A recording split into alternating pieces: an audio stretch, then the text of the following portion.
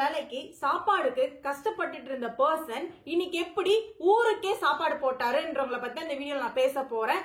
இது top 100 interesting people series episode 5 MGR. யார் இந்த எம்ஜிஆர்? ஏன் இன்னமும் இந்த உலகத்துல எம்ஜிஆர் பத்தி பேசிட்டு இருக்காங்க? நம்ம ஊர்ல எவ்வளவு சீஃப் மினிஸ்டர் இருக்காங்க, எவ்வளவு ஆக்டர்ஸ் இருக்காங்க, பட் இந்த எம்ஜிஆருக்கு மட்டும் ஏன் இவ்வளவு பவர்ஃபுல்னு நான் யோசிச்சிருக்கேன். எம்ஜிஆர் 1987ல இறந்துட்டாரு. கிட்டத்தட்ட இப்போ நம்மளோட கவுண்ட் பாத்தீங்க அப்படின்னா 37 இயர்ஸ் ஆனாலும் இப்பயும் அவரோட பெருமை நம்ம எல்லாரையும் பேச வச்சிட்டு இருக்கு. 37 இயர்ஸ் ஆனாலும் இவரோட பவர் இப்ப வரைக்கும் குறையல. இந்த ஜெனரேஷனுக்கு இவரை பத்தி தெரியாது. சோ அவங்களுக்கு நம்ம சொல்லி புரிய வைப்போம் இவரை பத்தி. இருந்தாலும் அவங்க இவரை பத்தி தெரிஞ்சுக்க இன்ட்ரெஸ்ட் காமிக்க மாட்டாங்க. யார் அரசியல் கட்சிக்குள்ள வந்தாலும் நான் எம்ஜிஆர் மாதிரி இருப்பேன்னு ஒரு வார்த்தை சொல்றாங்க. இதுக்கு பின்னாடி இருக்க ரீசன்ஸ் என்ன? இப்போ ரீசன்ட் டேஸ் பாத்தீங்க அப்படின்னா நம்ம விஜயோட அரசியல் கட்சி டிவிகே, அதுல கூட நம்ம எம்ஜிஆர் இருப்பாரு. நம்ம 70s 80s பீப்புள்லாம் இன்னமும் எம்ஜிஆரோட சாங்க கேட்டுட்டு இருக்காங்க. அது மட்டும் இல்லாம டே பை டே அவரோட லவ் ஸ்ப்ரெட் பண்ணிட்டு இருக்காங்க. டிசம்பர் 24 1987 நம்ம எல்லாருக்குமே ஒரு பெரிய பிளாக் டேன்னு சொல்லப்படுது. நம்ம எம்ஜிஆர் ஸ்ரீலங்கால ஒரு மலையாளியா பிறந்தாரு 1917ல. இவரு கேரளால தான் இவங்க ஃபேமிலி எல்லாம் இருந்தாங்க.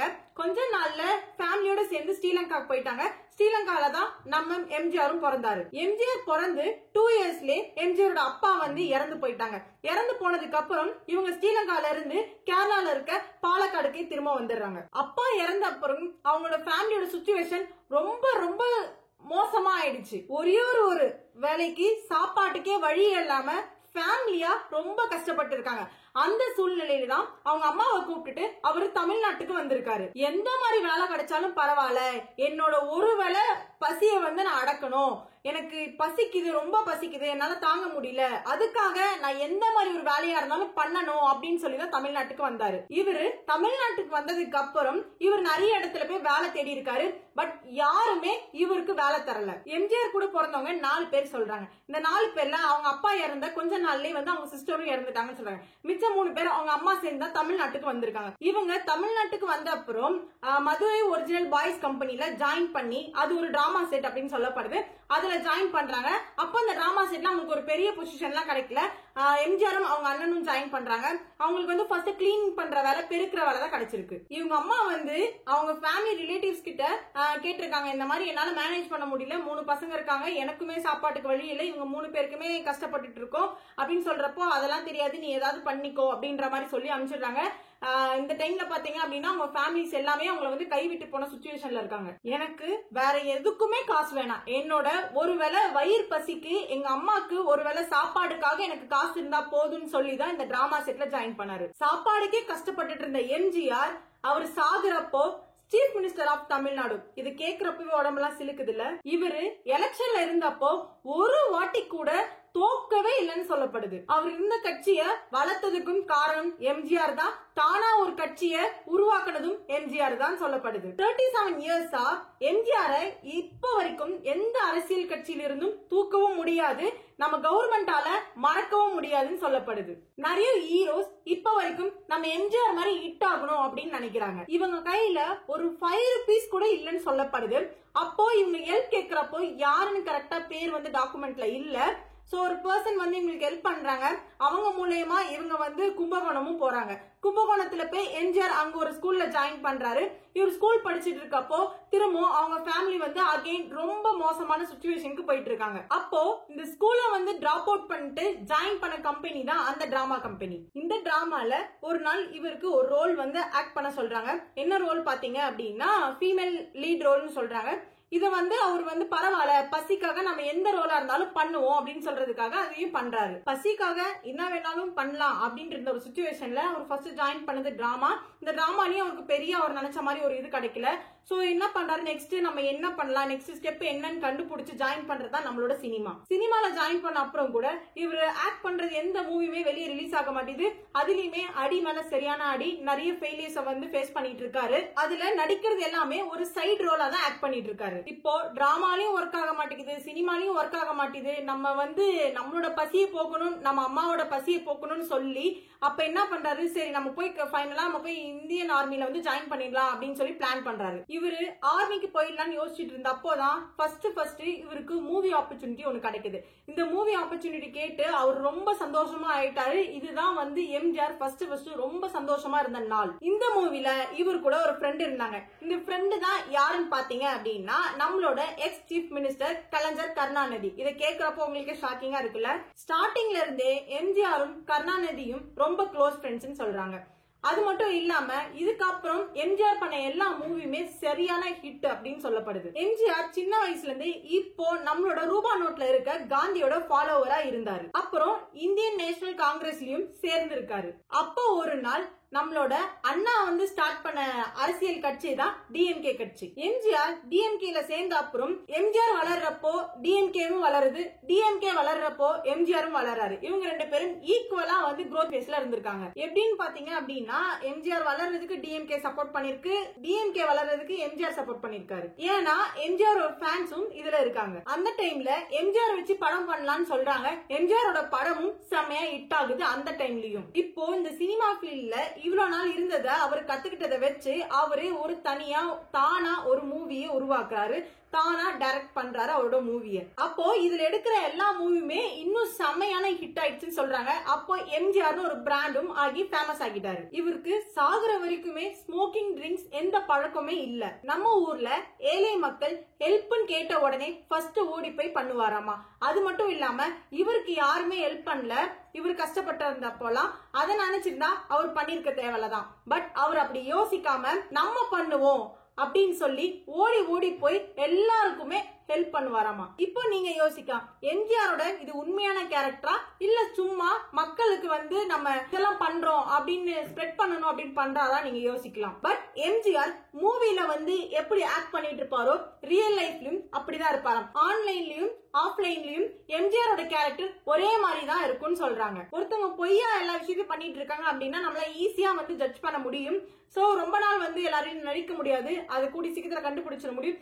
என்னைக்குமே வந்து அவரோட வந்து அகேன்ஸ்டா இருக்க எந்த பர்சன் கிட்ட போய் நம்ம வந்து எம்ஜிஆரோட குணத்தை பத்தி கேட்டா இது வந்து அவர் பண்ண தப்புன்னு சொல்லவே மாட்டாங்க, இது அவரோட மிஸ்டேக்னு சொல்ல மாட்டாங்க, நம்ம வந்து இல்லன்னு சொல்ல மாட்டாங்க, இதுதான் அவரோட கேரக்டர் அப்படின்னு சொல்லுவாங்க. யார் அவரோட அப்போசிட்டிமா இருந்தாலும். நான் 6th ஸ்டாண்டர்ட் படிக்கிறப்ப எம்ஜிஆர் தான் எனக்கு ஒருத்தவங்க இருந்தாங்கன்னு தெரியும். பட் அவரை பத்தி எல்லாம் எனக்கு எதுவுமே தெரியாது. பட் என்னோட தாத்தா வந்து சொல்லுவாங்க எம்ஜிஆர்னா அப்படி இப்படின்லாம் சொல்லுவாரு. நான் பெருசா கண்டுக்க மாட்டேன். அவர் எப்பவுமே வந்து எம்ஜிஆரோட சாங்ஸ் தான் வந்து கேட்டுட்டே இருப்பாரு நான் 6th ஸ்டாண்டர்ட் படிக்கிறப்போ. இப்போ இவரோட ஸ்டோரி வந்து நான் ரிசர்ச் பண்ணி எடுக்கிறப்போ எனக்கு ரொம்ப பிடிச்சிருந்தது. ஏன்னா எனக்கு ரொம்ப அவ்வளவு ஆர்வமா இருந்தது அவரை பத்தி தெரிஞ்சுக்கிறதுல. இதோட வேல்யூ எனக்கு அப்ப புரியல, இப்ப புரிஞ்சுது. எம்ஜிஆர் வீட்ல 24 ஹவர்ஸும் ஃபுட் இருக்குமா. எம்ஜிஆர் யார் பார்க்க போனாலும் ஃபர்ஸ்ட் சாப்பாடு, நெக்ஸ்ட் தான் என்ன பார்க்கவோ இல்ல என்கிட்ட பேசவோ வரணும்னு சொல்லுவாரு. எம்ஜிஆரோட சொத்து எல்லாமே சாப்பாடுக்கு மட்டுமே அந்த சொத்து ஃபுல்லானு சொல்றாங்க. இப்போ எம்ஜிஆர் டிஎம்கேல ஒரு ஸ்ட்ராங்கான ஒரு பர்சனா இருக்காரு. நீங்க யோசிக்கலாம், உங்களுக்கு இப்போ ஒரு கன்ஃபியூஷனும் இருக்கும், நீ என்ன டிஎம்கேன்னு சொல்லிட்டு இருக்க, எம்ஜிஆரோட கட்சி வந்து ஏடிஎம்கே தானே அப்படின்னு நீங்க யோசிக்கலாம். அதுக்கான விளக்கம் இப்ப நான் உங்களுக்கு சொல்றேன். நான் ரிசர்ச் பண்ணி எடுக்கிறப்போ எனக்கும் இந்த கன்ஃபியூஷன் இருந்தது. இப்போ இந்த டிஎம்கேயோட லீடர் யாருன்னு பாத்தீங்க அப்படின்னா கலைஞர் கருணாநிதி. இவருக்கு அடுத்ததுதான் நம்மளோட எம்ஜிஆர். சடனா ஒரு நாள் வந்து அண்ணா இறந்துட்டாரு. அப்போ எம்ஜிஆருக்கும் கருணாநிதிக்கும் பெரிய ஒரு கிளாஷ் நடந்துட்டு இருக்கு அவங்க ரெண்டு பேருக்குள்ள. ஒரு நாள் எம்ஜிஆர் எங்கேயோ கார்ல வந்து டிராவல் பண்ணிட்டு இருக்கப்போ அந்த கார்ல இருந்த ஒரு பர்சன் ஏதோ கலைஞரை பத்தி நெகட்டிவா ஏதோ பேசுறாங்க. அப்போ இதுக்கு வந்து எம்ஜிஆர் சப்போர்ட் பண்ணாரா என்னன்றது தெரியல. அவர் உடனே அந்த காரை ஸ்டாப் பண்ண சொல்லி அந்த கார்ல இந்த பர்சனையும் இறக்கி விட்டுருக்காரு. எங்களுக்குள்ள 1000 விஷயம் இருக்கும், நீ வந்து இத பத்தி வந்து தலையிடக்கூடாது, நீ அவரை பத்தி தப்பா பேசக்கூடாது அப்படின்னு சொல்லியிருக்காரு. நீங்களாம் யாரும் அவரை பத்தி தப்பா பேசக்கூடாது, எனக்கு தெரியும் அவரு எவ்வளவு பெரிய கிரேட் பர்சன் எனக்கு தெரியும் கலைஞர் அப்படின்னு சொல்லிட்டு எம்ஜிஆர் சொல்றாரு. எம்ஜிஆர் யார பத்தியுமே புரளி பேச மாட்டாரு, யார பத்தியும் நெகட்டிவா யோசிக்க மாட்டாரு. இப்போ இந்த சூழ்நிலையில கலைஞருக்கும் எம்ஜிஆருக்கும் நடந்துட்டு இருந்த கிளாஷ் எங்க போய் முடியுதுன்னு பாத்தீங்க அப்படின்னா டிஎம்கேல இருந்து எம்ஜிஆர் விளக்கப்படுறாங்க. இந்த சிச்சுவேஷன்ல கூட எம்ஜிஆர் இத வந்து ஒரு ஃபெயிலியர் நினைக்காம இதுல இருந்து மன தளர்ந்து போகாம நம்ம தனியா ஒரு கட்சி ஆரம்பிப்போம்னு சொல்லி ஒரு கட்சி ஸ்டார்ட் பண்றாரு. இந்த கட்சி வந்ததுக்கு அப்புறம் இவருக்கு அதுல சக்சஸ் மட்டும் தான் பார்த்திருக்காரு, ஃபெயிலியரே அதுல பார்க்கல. அரசியல் வந்தாச்சு, சாகுற வரைக்கும் அரசியல் தான். ஒரே ஒரு எலெக்ஷன்ல கூட தோக்காம ஜெயிச்சதுதான் நம்ம எம்ஜிஆர். இந்த மாதிரி ஹிஸ்டரிய படிக்கிறப்பவே எனக்கு அவ்வளவு ஷாக்கிங்கா இருந்தது. நீங்க எப்படி ஃபீல் பண்றீங்கன்னு எனக்கு கமெண்ட்ஸ்ல சொல்லுங்க. எலெக்ஷன்ல பாத்தீங்க அப்படின்னா எம்ஜிஆர் நின்னப்போ எம்ஜிஆரோட ஓட்ல மட்டும் கிரீன் மட்டும் இவ்ளோ பெருசுக்கு இருக்குமா, ரெட் இவ்ளோண்டு தான் இருக்கும்னு சொல்றாங்க. எம்ஜிஆர் தான் சத்து உணவு திட்டம் கொண்டு வந்தாரு. இவருக்கு முன்னாடி இருந்த சீஃப் மினிஸ்டர் காமராஜர் அவரு மதிய உணவு திட்டம் கொண்டு வந்தாரு. இவரு சத்து உணவு திட்டம் கொண்டு வந்தப்போ இவருக்கு நிறைய அகேன்ஸ்டான சஜஷன் தான் இருந்தது. நீங்க எப்படி இப்படி பண்ணா எப்படி கவர்மெண்ட் வந்து ஓட்டுறது, எங்க இருந்து இவ்ளோ காசு, இவ்ளோ கவர்மெண்ட் ஸ்கூல்ல வந்துட்டு நம்ம சத்து உணவு எல்லாம் போடணும் அப்படின்னா வந்து எப்படி அப்படின்னு சொல்லி கேள்விக்குறியா இருந்திருக்கு. அப்போ எம்ஜிஆர் சொல்றாரு, நான் சின்ன வயசுல ஒருவேளை சாப்பாடுக்கு கஷ்டப்பட்ட மாதிரி இப்போ ஒரே ஒரு ஆளு கூட வந்து அந்த மாதிரி கஷ்டப்படக்கூடாதுன்னு சொல்றாரு. இந்த டைம்ல தான் ஜெயலலிதா என்ட்ரி ஆகுறாங்க. ஒரு நாள் எம்.ஆர். ராதாக்கும் எம்ஜிஆருக்கும் ஒரு சில பிரச்சனை போயிட்டு இருக்கு.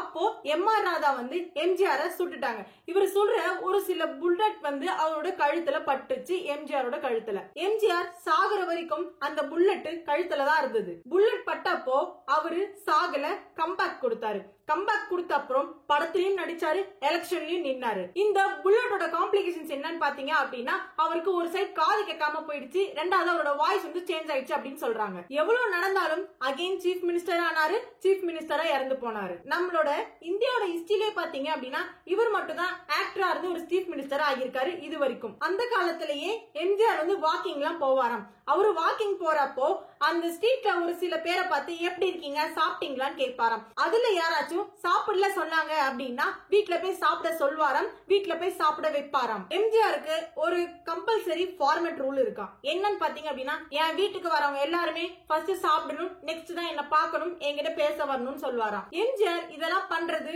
உங்களுக்காக பெருமைப்படுத்துறதுக்கும் இல்ல, பெருமைக்காகவும் பண்ணல. எல்லாரும் என்ன மாதிரி கஷ்டப்படாம என்னை விட சந்தோஷமா இருக்கணும் ஒரே ஒரு கான்செப்ட்காக தான் பண்ணிருக்காரு. இவரோட எதிரான எந்த டீமா இருந்தாலும் சரி, யாரா இருந்தாலும் ஃபர்ஸ்ட் அவங்க வீட்டுக்கு வராங்க அப்படின்னா சாப்பிட்டுட்டு தான் அவரை வந்து பாக்கணும்ன்றத வச்சிருப்பாரு. எப்படிப்பட்ட எதிரியா இருந்தாலும் சரி, இவரோட அகேன்ஸ்டா இருக்கவங்க இல்ல இவரோட ஆப்போசிட் டீம் யாரா இருந்தாலும் சரி, இந்த போட்டோ விஷயத்துல மட்டும் எம்ஜிஆர் வந்து பந்தாக் பண்றாரு, எம்ஜிஆர் வந்து ஃபேக்கா பண்ணாருன்னு சொல்ல மாட்டாங்க. இது எம்ஜிஆரோட உண்மையான ஒரு கேரக்டர், உண்மையான ஒரு பாசம் தான் சொல்லுவாங்க யாரா இருந்தாலும் அப்படின்னு சொல்லப்படுது. இதுல இருந்து நீங்க என்ன கத்துக்கணும் அப்படின்னா இவர் வந்து ஒரு ஈகோலெஸ் பர்சன். இவருக்கு ஈகோ இருக்காது, யார பத்தி பொறாம இருக்காது, எல்லாத்தையும் பத்தி தோல்வி அடையாம எப்படி வந்து சக்சஸ்க்கு கொண்டு போலான்றத நிறைய முயற்சி பண்ணுவாரு. ஓடி ஓடி வாழ்க்கைய வந்து இம்ப்ரூவ் பண்றதுக்காகவே ஓடிட்டு இருப்பாரு. எம்ஜிஆர் ஆக்ட் பண்ண டாப் மூவிஸ் இப்ப நான் உங்களுக்கு லிஸ்ட் அவுட் பண்றேன். நாடோடி மன்னன், எங்க வீட்டு பிள்ளை, ஆயிரத்தில் ஒருவன், அடிமை பெண், ரிக்ஷாக்காரன், உலகம் சுற்றும் வாலிபன், மதுரை மீட்ட சுந்தரபாண்டியன், திருடாதே, குடியிருந்த கோவில், அன்பேவா, நாளை நமதே, நினைத்ததை முடிப்பவன், தர்மம் தலை காக்கும், ஒளி விளக்கு, மீனவன் நண்பன், முயற்சியை திருவினையாக்கும் ஒரு பழமொழி கூட இருக்கு. இது என்னன்னு பாத்தீங்க அப்படின்னா நீங்க வந்து உங்களுக்கு ஒண்ணு வேணும் அப்படின்னா நீங்க வந்து கண்டினியூஸா அதை அச்சீவ் பண்றதுக்காக ஹார்ட் ஒர்க் பண்ணிட்டே இருக்கப்பதான் உங்களுக்கு கிடைக்கும். என்னோட சேனல்ல இருக்க இன்ஃபர்மேஷன் உங்களுக்கு யூஸ்ஃபுல்லா இருந்துச்சு அப்படின்னா மறக்காம நீங்க சப்ஸ்கிரைப் பண்ணாம இருந்தீங்க அப்படின்னா சப்ஸ்கிரைப் பண்ணிக்கோங்க.